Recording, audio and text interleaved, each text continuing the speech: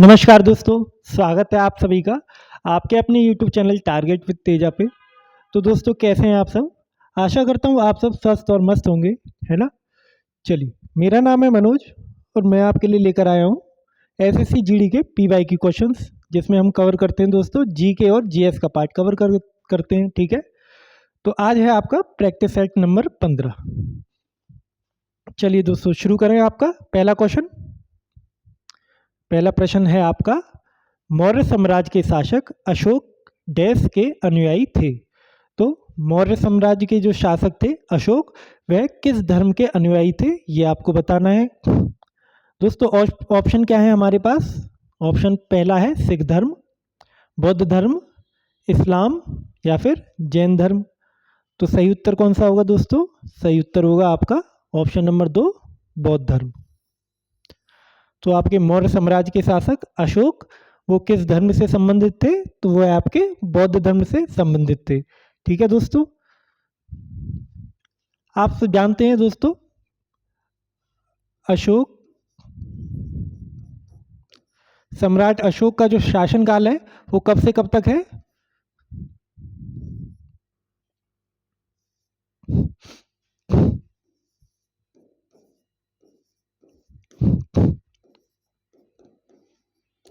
तो ये आपका 268 ईसा पूर्व से 232 ईसा पूर्व, ठीक है दोस्तों। अशोक के द्वारा एक प्रसिद्ध युद्ध लड़ा गया जिसका नाम था कलिंग युद्ध,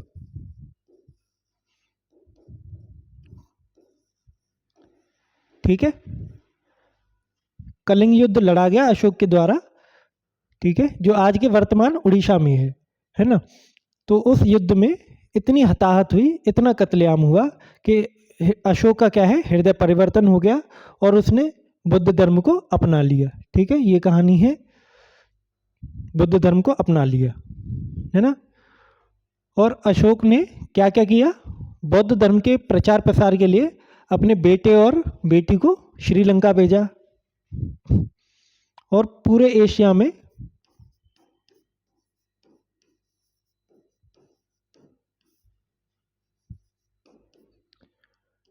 बौद्ध धर्म के प्रचार के लिए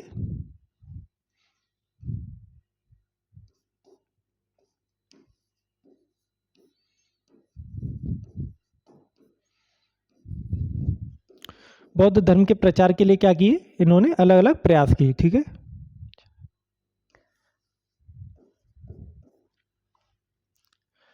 चलिए अगला प्रश्न देखें।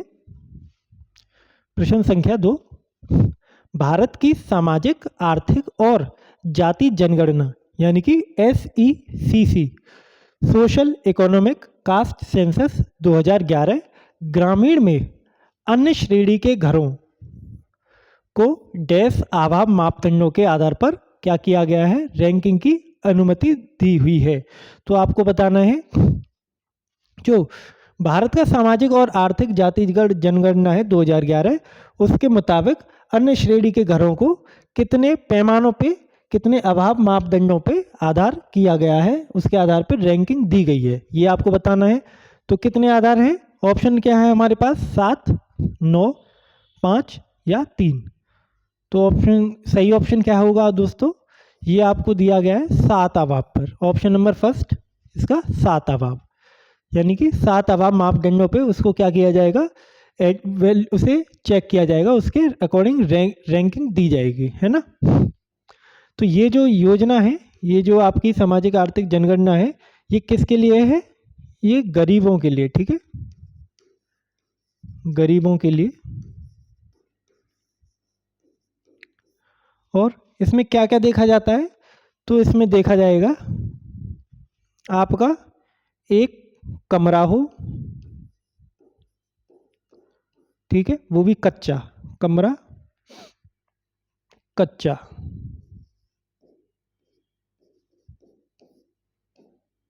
छत के साथ, ठीक है। और घर में कोई 15 से 59 वर्ष का वयस्क ना हो,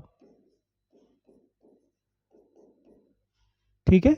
तो ये इनकी क्या है, पैमाने हैं, ठीक है, अलग अलग पैमाने हैं जो इसमें देखे जाते हैं। उसके अकॉर्डिंग क्या की जाती है, इनकी रैंकिंग दी जाती है। किसके द्वारा, तो सामाजिक आर्थिक और जाति जनगणना के द्वारा ये रैंकिंग दी जाती है। ठीक है दोस्तों।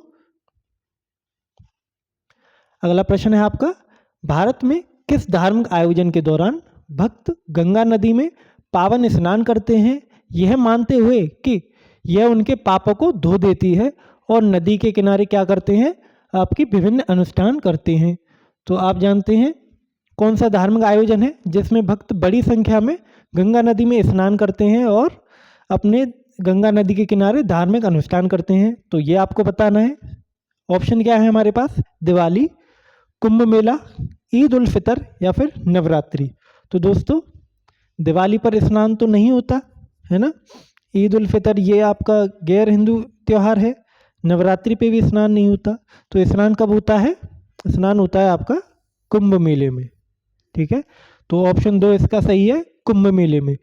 कुंभ मेले में स्नान होता है। ठीक है। अब दोस्तों महाकुंभ अब हो रहा है आपका 2025 में, 2025 में महाकुंभ कहाँ होगा, प्रयागराज में।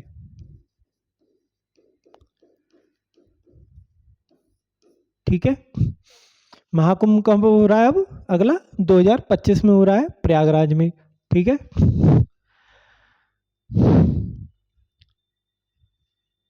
ये संगम के तट पे होता है, संगम, संगम तट। कौन कौन सी नदी मिलती है उसमें, गंगा और यमुना, गंगा प्लस यमुना। ठीक है, पहले सरस्वती नदी भी इसमें मिलती थी ऐसा कहा जाता है, लेकिन फिलहाल में गंगा और यमुना नदी का ये क्या है, संगम है, संगम तट पे अनुष्ठान होता है। महाकुंभ जो है दोस्तों हर 12 साल के बाद होता है, 12 वर्ष, प्रत्येक 12 वर्ष पे होता है। ठीक है, और कितनी जगह होता है, तो ये आपका होता है 4 शहरों में, भारत के 4 शहरों में, भारत के 4 शहरों में। कौन कौन से, तो पहला हो गया आपका हरिद्वार, ठीक, दूसरा हो गया आपका प्रयागराज, ठीक है, अगला कौन सा हो गया, अगला हो गया आपका उज्जैन,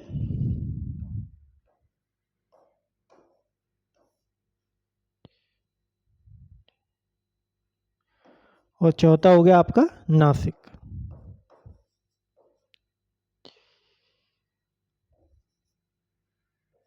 नासिक, ठीक है।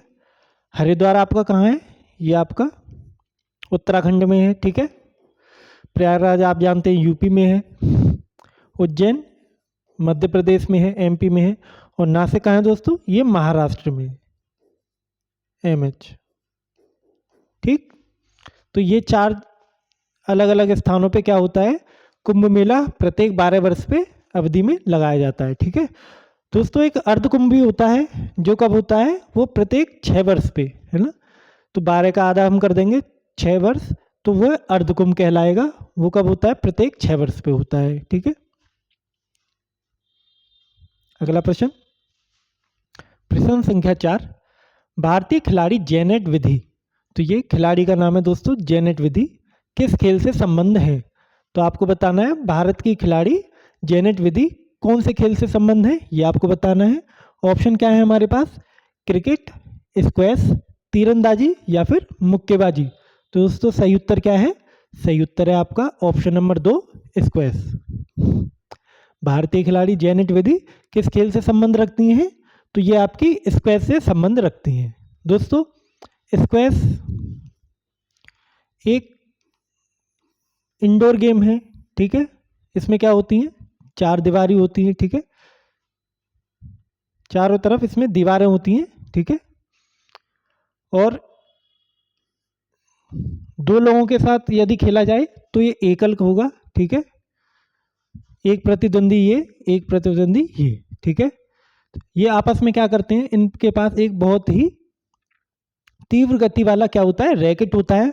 उससे बॉल को क्या करेंगे, दीवार पे मारेंगे, ठीक है। रबड़ की बॉल होगी, उसे दीवार पे मारेंगे और प्रतिद्वंदी ना मार पाए ऐसा प्रयास करेंगे, ठीक है। इसके अकॉर्डिंग उन्हें पॉइंट्स मिलते हैं और हार जीत तय होती है, ठीक है। स्क्वैश गेम के बारे में आपने जाना, ठीक है। चलिए अगला प्रश्न, प्रश्न संख्या 5, निम्नलिखित में से कौन सा कथन चुंबकीय क्षेत्र के बारे में सही है। तो हमें चुंबकीय क्षेत्र के बारे में सही कथन बताना है, ठीक है। 4 अलग अलग कथन है हमारे पास, आइए एक एक करके सारे कथन को पढ़ते हैं। चुंबकीय क्षेत्र रेखाएं खुली वक्र की होती हैं, नहीं। चुंबकीय क्षेत्र रेखाएं बंद वक्र की होती हैं। चुंबकीय क्षेत्र एक ऐसी राशि है जिसमें दिशा और परिणाम नहीं होता। चुंबकीय क्षेत्र रेखाएं एक दूसरे को पार करती हुई पाई जाती हैं। तो दोस्तों ये भी ऑप्शन गलत है आपके, सही ऑप्शन कौन सा है, ऑप्शन नंबर 2, चुंबकीय क्षेत्र रेखाएं बंद वक्र की होती हैं। अर्थात मैं आपको डायग्राम के माध्यम से समझाऊंगा, ठीक है। ये हमारा मैग्नेट है, चुंबक है, नॉर्थ पोल और साउथ पोल,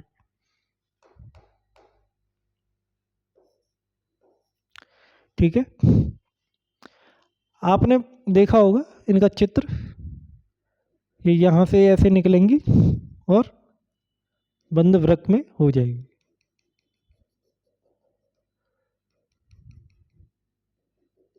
ठीक है। कैसा वक्र बना रही है दोस्तों, ये बंद बना रही है ना।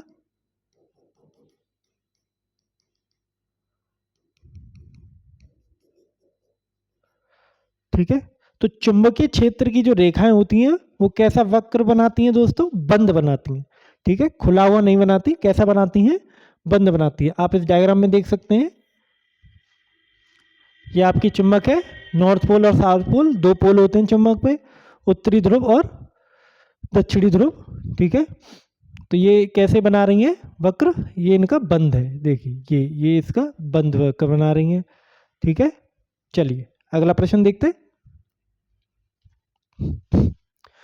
प्रश्न संख्या 6, 2011 की जनगणना के अनुसार भारत के किस केंद्र शासित प्रदेश में जनसंख्या घनत्व सबसे अधिक है। तो भारत की जनगणना 2011 की जनगणना के अनुसार भारत के कौन से केंद्र शासित प्रदेश में जनगणना का जो घनत्व है वो सबसे अधिक है, ये आपको बताना है। चलिए ऑप्शन देखते हैं दोस्तों, राष्ट्रीय राजधानी क्षेत्र, दमन दीव, चंडीगढ़ या लद्दाख। तो दोस्तों सही उत्तर क्या होगा, सही उत्तर होगा आपका ऑप्शन नंबर 1, राष्ट्रीय राजधानी क्षेत्र यानी दिल्ली। तो राष्ट्रीय राजधानी क्षेत्र दिल्ली में क्या है, सबसे सर्वाधिक आपका घनत्व है। घनत्व बोले डेंसिटी, तो घनत्व और डेंसिटी का क्या मतलब है, और इससे आप समझे, घनत्व, जनसंख्या घनत्व,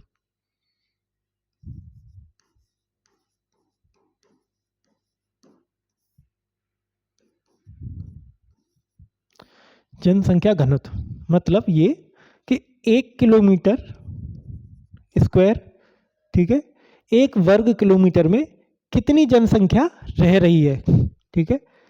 1 वर्ग किलोमीटर में कितनी जनसंख्या रह रही है वह क्या होगा, इसका घनत्व हो जाएगा। तो दिल्ली में कितनी है, लगभग 11,250 के अप्रोक्स है, ठीक है।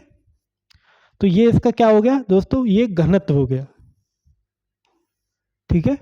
यानी कि 1 किलोमीटर जमीन के, 1 किलोमीटर वर्ग किलोमीटर जमीन के हिस्से पे कितने लोग, कितनी जनसंख्या रह रही है वह क्या हो जाएगा, उसका जनसंख्या घनत्व हो जाएगा, ठीक।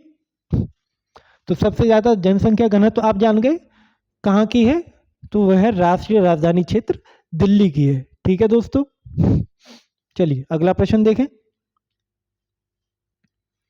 प्रश्न संख्या 7, डैश राष्ट्रीय बाल भवन एनबीबी की एक पहल है, ठीक है, जो 4 मुख्य धाराओं में बच्चों की रचनात्मक क्षमता की पहचान करने और अपनी रचनात्मक क्षमता को आगे बढ़ाने और समृद्ध करने के लिए, प्रेरित करने के लिए मूल्यांकन और चयन का एक जटिल प्रक्रिया है, और जिसे विभिन्न क्षेत्रों के रचनात्मक कलाकारों और विशेषज्ञों से निरंतर परिशोधन और इनपुट की आवश्यकता होती है।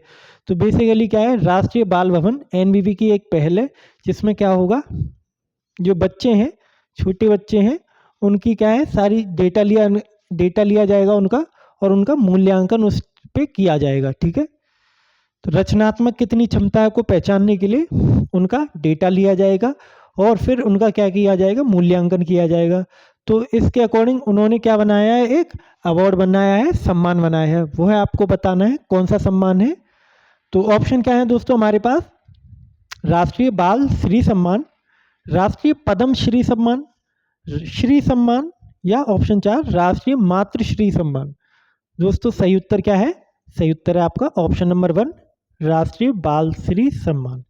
तो ये आपका राष्ट्रीय बाल श्री सम्मान किसके द्वारा आयोजित किया गया है, तो ये एनबीबी यानी कि राष्ट्रीय बाल भवन के द्वारा आपका आयोजित किया गया है। ठीक है, ये क्या करता है, तो बच्चों की रचनात्मक जो क्षमता होती है उसे एनालिसिस करता है और उसके अकॉर्डिंग उनमें रैंक बनाता है। ठीक है, मूल्यांकन करता है। ठीक, चलिए अगला प्रश्न देखें। प्रश्न संख्या 8 है आपकी, पैसे और बैंकिंग के संदर्भ में SLR का क्या अर्थ है। पैसे और बैंकिंग के संदर्भ में SLR का क्या अर्थ है। तो SLR क्या होता है दोस्तों, इसका हमें अर्थ बताना है। 4 ऑप्शन है हमारे पास, तो ऑप्शन एक एक करके ऑप्शन देखें।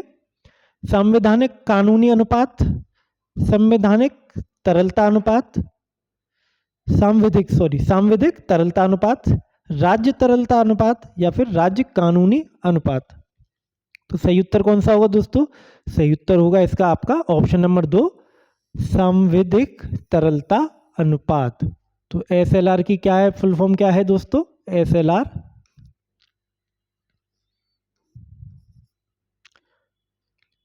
Saturated liquidity ratio.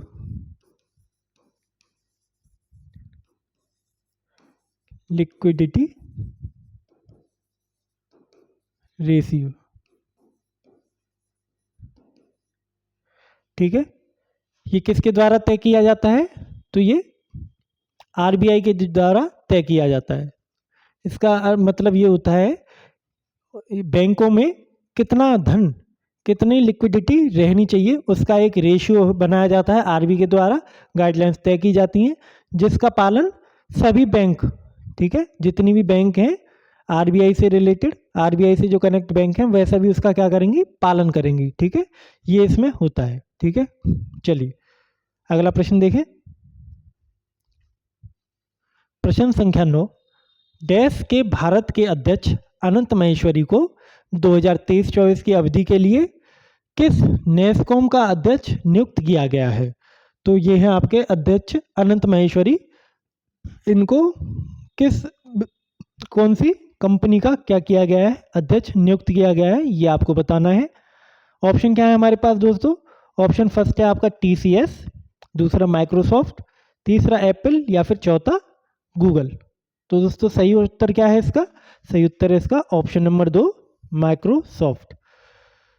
तो माइक्रोसॉफ्ट के अध्यक्ष कैसे बनाया गया है, अनंत महेश्वरी को। ठीक है, चलिए अगला प्रश्न देखें। माइक्रोसॉफ्ट तो दोस्तों आप जानते हैं ये आपकी कंप्यूटर की बनाने वाली कंपनी है। ठीक है, विंडोज़ बनाती है, कंप्यूटर भी बनाती है, और उसके अंदर की सॉफ्टवेयर डेवलपमेंट कंपनी है। अगला प्रश्न है प्रश्न संख्या 10, निम्नलिखित में से कौन सा शास्त्रीय नृत्य रूप केरल से संबंध रखता है। तो आपको बताना है कौन सा शास्त्रीय नृत्य केरल से संबंध रखता है, ये आपको बताना है। ऑप्शन देखें दोस्तों, ऑप्शन फर्स्ट है आपका कथक, दूसरा है ओडिसी, तीसरा है मोहिनी अट्टम, या फिर चौथा सत्रिया। तो सही उत्तर क्या है आपका, आप बता सकते हैं। बिल्कुल सही, ऑप्शन नंबर 3 इसका सही उत्तर है, मोहिनी अट्टम। तो मोहिनी अट्टम दोस्तों किससे संबंधित है आपका, ये केरल राज्य से संबंधित है। ठीक है दोस्तों, केरल में एक और नृत्य है, कौन सा है आप बता सकते हैं। तो वो है आपका कथकली।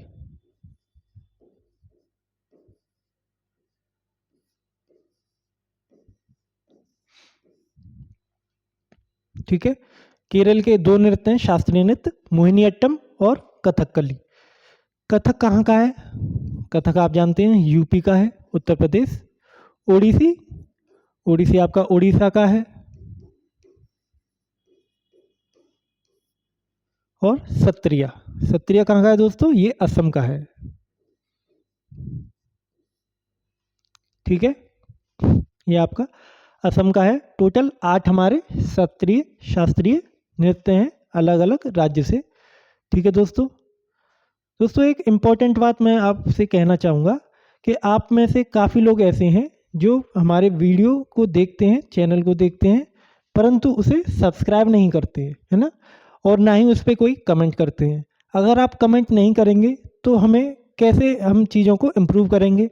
ठीक है, तो आप दोस्तों इसे सब्सक्राइब भी कीजिए और उस पर कमेंट भी कीजिए कि और हम वीडियो को कैसे अच्छा बना सकते हैं। ठीक है, चलिए आप सब, उम्मीद करता हूँ आप सब सब्सक्राइब और कमेंट करेंगे। ठीक है, चलिए अगला प्रश्न, प्रश्न संख्या 11। भारत की पहली पंचवर्षीय योजना किस मॉडल पर आधारित थी? तो भारत में आप जानते हैं पंचवर्षीय योजना शुरू हुई थी 1951 से। तो पहली जो पंचवर्षीय योजना शुरू हुई 1951 से 56 के बीच, उसका जो मॉडल तैयार किया गया वो किसके द्वारा तैयार किया गया, ये आपको बताना है क्वेश्चन में। ठीक है, आइए ऑप्शन देखें। ऑप्शन फर्स्ट है आपका पूंजीवादी मॉडल, ऑप्शन सेकंड गार्डवेल मॉडल, ऑप्शन तीसरा हेरोड डोमर मॉडल और ऑप्शन 4 महालनोबिस योजना। ठीक है, तो ऑप्शन है, चारों ऑप्शन है आपके पास, सही उत्तर आपको बताना है। सही उत्तर इसका होगा option number 3 Herod Domar model. तो पहली जो पंचवर्षीय योजना थी आपकी, उसका मॉडल क्या था दोस्तों? तो उसका मॉडल था हेरोड डोमर मॉडल। ठीक है, पंचवर्षीय योजना आपकी ये होगी, हेरोड डोमर मॉडल था इसका। ठीक है दोस्तों, इस पहली जो पंचवर्षीय योजना थी उसका उद्देश्य क्या था? उसका उद्देश्य क्या था? तो भारत में कृषि को बढ़ावा देना इसका उद्देश्य था। ठीक है,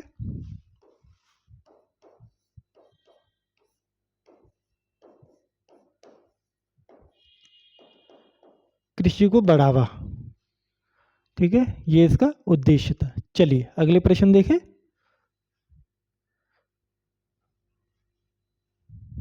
प्रश्न संख्या 12, किस राज्य की सरकार ने मुख्यमंत्री ग्रामीण आवास योजना के पहले चरण के तहत राज्य के ग्रामीण क्षेत्रों में लगभग 47,000 से अधिक गरीब निवासियों को घर उपलब्ध कराने की योजना क्या करी गई है, अनावरण किया है?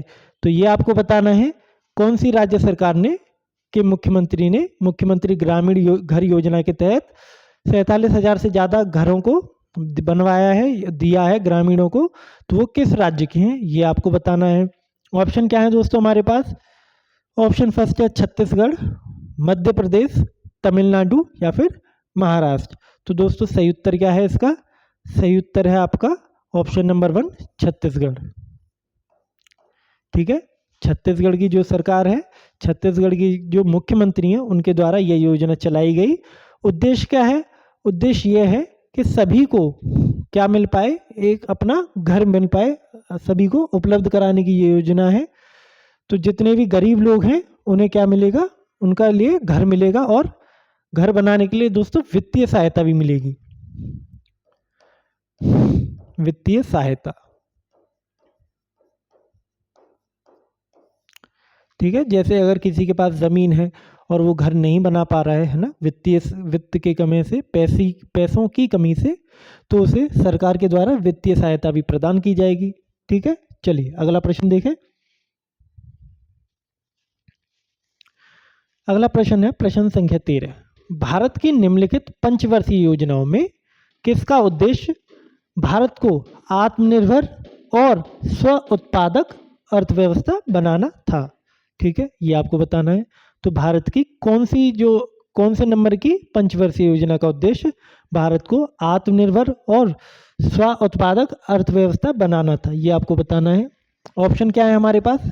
दूसरी पंचवर्षीय योजना, तीसरी पंचवर्षीय योजना, पहली पंचवर्षीय योजना या फिर दोस्तों चौथी पंचवर्षीय योजना। तो सही ऑप्शन क्या है आपका? सही उत्तर क्या है? सही उत्तर है आपका ऑप्शन नंबर 2, तीसरी पंचवर्षीय योजना। तीसरी पंचवर्षीय योजना का उद्देश्य क्या था? भारत को आत्मनिर्भर और स्व उत्पाद बनाना। ठीक है, ये इसका उद्देश्य था। ठीक है, कब से कब तक हुई आपकी तीसरी पंचवर्षीय योजना? तो दोस्तों ये हुई है आपकी 1961 से 1966। ठीक है, 1961 से 1966 के बीच ये परियोजना आपकी रही, पंचवर्षीय योजना। दोस्तों ये क्या थी? एक विफल थी, है ना, विफल योजना थी। क्यों थी विफल, उस पे भी मैं बात करूंगा।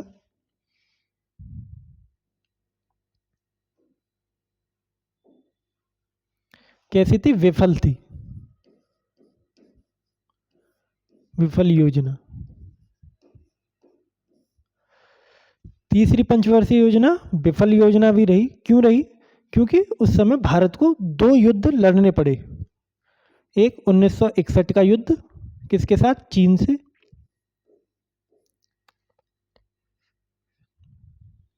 और दूसरा 1965 का, ये 261 या 62 के बीच में युद्ध था। ठीक है, और 1965 का पाकिस्तान से। ठीक है, तो इन 2 युद्धों की वजह से क्या हो गया?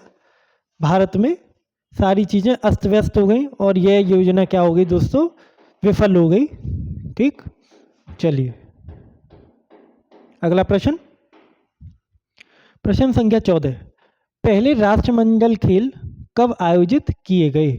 तो पहले राष्ट्रमंडल जो खेल थे वह कब आयोजित किए गए, ये आपको बताना है। ऑप्शन देखें दोस्तों, 1945, 1935, 1930 या फिर 1926। बताइए किस वर्ष शुरू की गई राष्ट्रमंडल खेल, पहले किस वर्ष हुए? तो आपके हुए हैं ये 1930 में। ऑप्शन नंबर 3, 1930 में पहले राष्ट्रमंडल खेल आपके आयोजित किए गए। राष्ट्रमंडल को दोस्तों और क्या कहते हैं? इंग्लिश में क्या कहते हैं? कॉमनवेल्थ कहते हैं, कॉमनवेल्थ।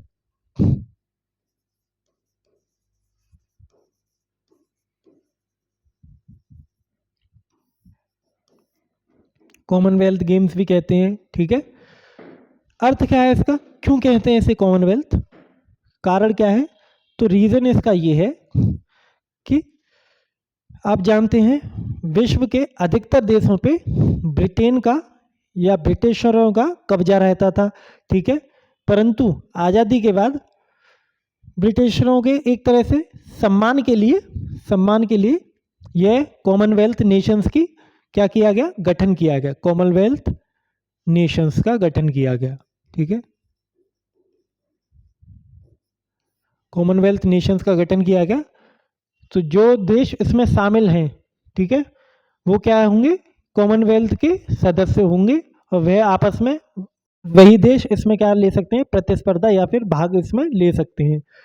तो सबसे पहले ये आपका 1930 में हुआ था। कहाँ हुआ था दोस्तों? तो ये कनाडा में हुआ था। ठीक है, और कौन कौन से देश शामिल हैं इसमें? तो आपके कनाडा हो गया, यूएसए हो गया, ठीक है, भारत हो गया,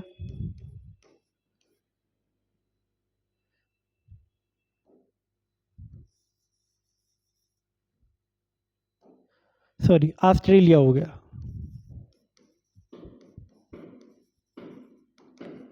ठीक है, और भी काफी सारे देश हैं इसमें।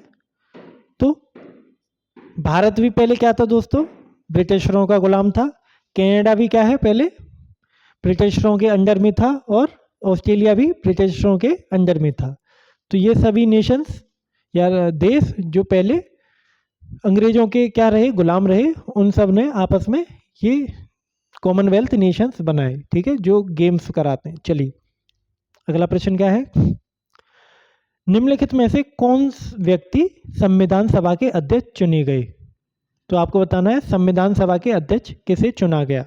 ऑप्शन है हमारे पास जवाहरलाल नेहरू, सरदार वल्लभ भाई पटेल, राजेंद्र प्रसाद जी या फिर भीमराव अंबेडकर जी। तो दोस्तों सही उत्तर क्या है? सही उत्तर है आपका राजेंद्र प्रसाद। तो डॉक्टर राजेंद्र प्रसाद को क्या चुना गया? भारत की संविधान सभा का अध्यक्ष इन्हें चुना गया। ठीक है, राजेंद्र प्रसाद जो पहले आजाद भारत के पहले क्या रहे? राष्ट्रपति भी रहे हैं। ठीक है, राष्ट्रपति रहे हैं। ठीक है, चलिए नेहरू जी कौन थे? ये पहले प्रधानमंत्री थे, पहले पीएम। वल्लभ भाई पटेल, वल्लभ भाई पटेल आपके उप पीएम थे।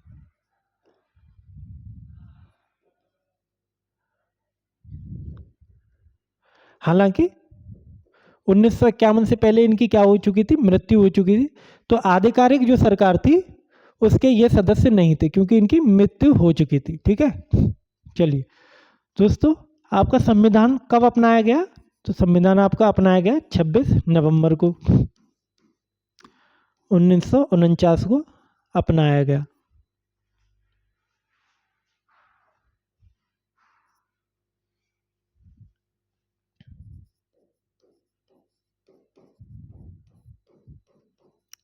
ठीक है, इसे संविधान दिवस भी कहा जाता है।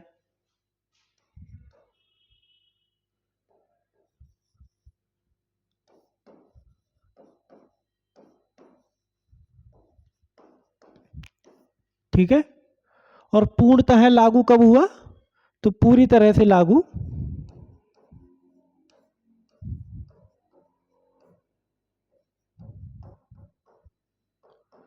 तो पूरी तरह से लागू हुआ है आपका 26 जनवरी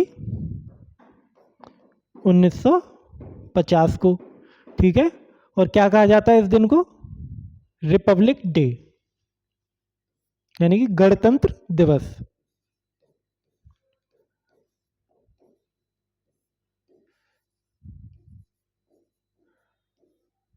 ठीक है, चलिए अगला प्रश्न देखें। प्रश्न संख्या 16 है आपकी। भारत में राज्यसभा का सभापति कौन होता है? तो ये आपको बताना है, भारत में राज्यसभा का सभापति कौन होता है? ऑप्शन क्या है दोस्तों? अध्यक्ष, राष्ट्रपति, प्रधानमंत्री या फिर उपराष्ट्रपति।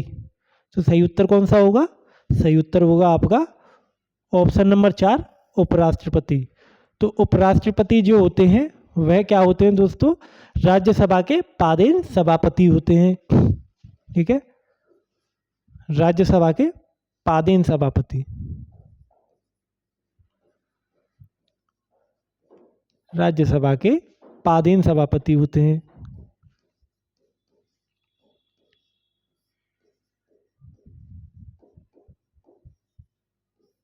ठीक, तो उपराष्ट्रपति का कार्य वह जो होता है वो होता है, अगर राष्ट्रपति जी जो हैं अगर वो मौजूद नहीं है, उपस्थित नहीं है, तो उनकी जगह उपराष्ट्रपति जी कार्यभार संभालेंगे। ठीक है, ये इनका कार्य होता है। परंतु आप जानते हैं ज़्यादातर समय राष्ट्रपति तो मौजूद रहते हैं, वह किसी आकस्मिक अगर समय होगा तभी ये उस पद पे कार्य करेंगे।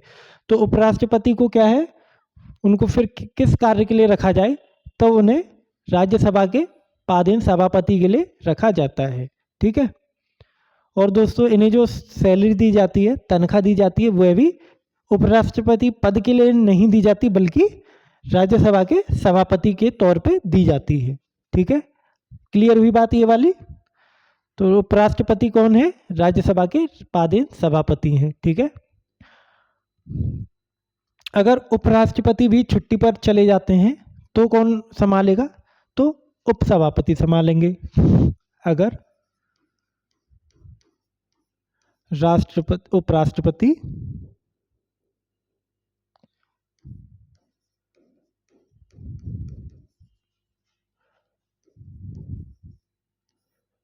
मौजूद नहीं है, मौजूद नहीं, ठीक है, तो कार्यभार कौन संभालेगा? राज्यसभा का वो संभालेंगे आपके उपसभापति।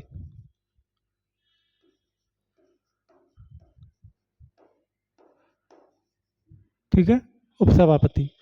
उपसभापति का जो चुनाव है वह राज्यसभा में आपस में ही मिलकर किया जाता है। उन्हीं के बीच में से किसी एक वरिष्ठ को क्या बना देंगे, उपसभापति बना दिया जाता है। ठीक है, परंतु जो उपराष्ट्रपति का चुनाव होता है वो दोस्तों लोकसभा और राज्यसभा दोनों सदनों को मिलाकर किया जाता है। ठीक है, चलिए पॉलिटी में बात करेंगे इस पर विस्तार से। अगला प्रश्न है आपका प्रश्न संख्या 17। 2023 में पंजाब में ट्रैक्टर स्टंट पर प्रतिबंध किसने लगाया? तो 2023 में ट्रैक्टर से जो लोग स्टंट करते हैं, है ना, यंग लड़के स्टंट जो करते हैं, उस पर प्रतिरोध या फिर प्रतिबंध किसने लगाया, ये बताना है। तो ऑप्शन क्या है? चरणजीत सिंह चन्नी, सुखजिंदर सिंह रंधावा, सुखबीर सिंह बादल, या फिर ऑप्शन नंबर 4 भगवंत मान। तो सही उत्तर है आपका ऑप्शन नंबर 4 भगवंत मान, जो कौन है? पंजाब के चीफ मिनिस्टर हैं। इन्होंने क्या लगाया है? ट्रैक्टर के स्टंट पे दोस्तों रोक लगाई है। इससे क्या हो रहा था? क्योंकि इससे जाने जा रही थी, है ना, आम पब्लिक को भी इससे खतरा था। तो इस तरह के स्टंटों को रोक लगाने का कार्य किसने किया है? तो पंजाब के चीफ मिनिस्टर भगवंत मान ने। कौन सी पार्टी से हैं दोस्तों ये? तो ये आपके आम आदमी पार्टी से, आम आदमी पार्टी।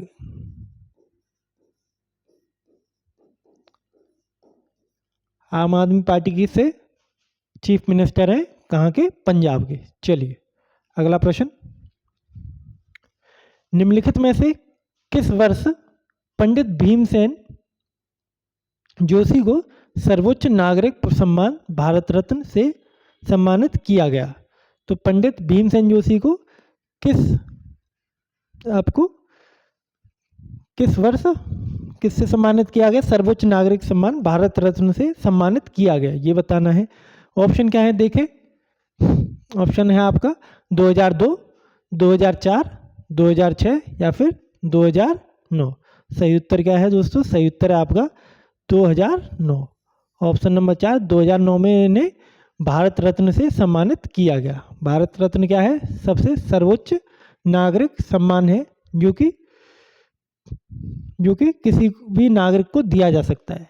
दोस्तों ये भारत के नागरिक को भी दिया जा सकता है और विदेश के नागरिकों को भी दिया जा सकता है। ठीक है, तो देश और विदेश दोनों।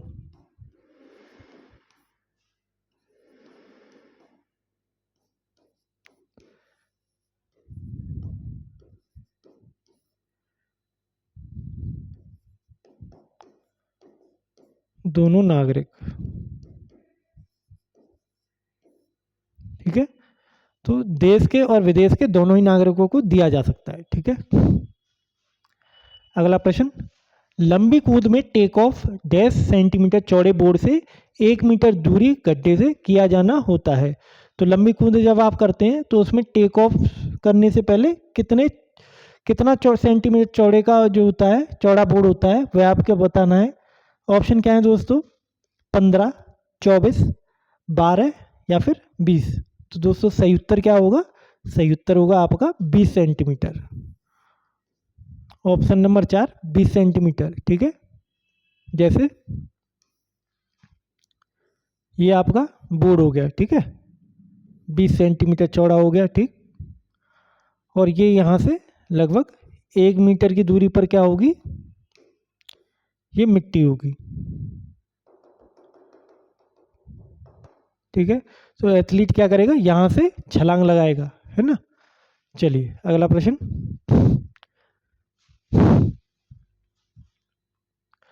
प्रश्न संख्या 20। सरदार वल्लभ भाई पटेल ने डैश में कांग्रेस के अध्यक्ष के रूप में क्या किया? कार्य किया। तो ये आपको बताना है। सरदार वल्लभ भाई पटेल ने कांग्रेस के अध्यक्ष के रूप में किस वर्ष कार्य किया? तो कांग्रेस के अध्यक्ष कब रहे? ऑप्शन है दोस्तों 1931, 1935, 1921 या फिर 1925। सही उत्तर क्या होगा? सही उत्तर है आपका 1931। तो सरदार वल्लभ भाई पटेल ने 1931 में क्या किया? कांग्रेस के अध्यक्ष पद के रूप में कार्य किया। ठीक है, सरदार वल्लभ भाई पटेल क्या थे? इन्हें लौह पुरुष के नाम से भी जाना जाता है। लौह पुरुष, ठीक है। अपनी दृढ़ता और मजबूत इरादों के लिए इन्हें लौह पुरुष भी कहा जाता है, और अपने कठोर निर्णयों के लिए भी इन्हें लौह पुरुष कहा जाता है। क्या किया था इन्होंने दोस्तों?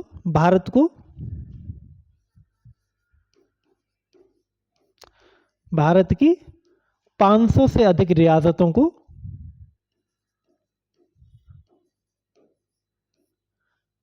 500 से अधिक रियासतों को एक किया, ठीक है।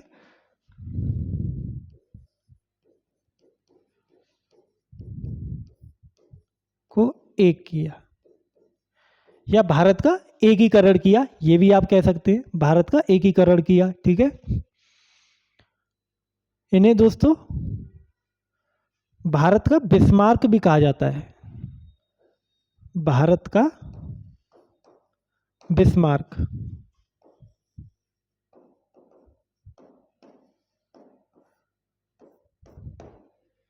ठीक है। बिस्मार्क आपका यूरोप का था, जिसने इटली का था, जिसने इटली को क्या है एक साथ किया था, या फिर यानी कि जोड़ा था। इसीलिए इन्होंने भी भारत को क्या है जोड़ा है, तो इनको भी बिस्मार्क की संज्ञा दी जाती है, ठीक है दोस्तों।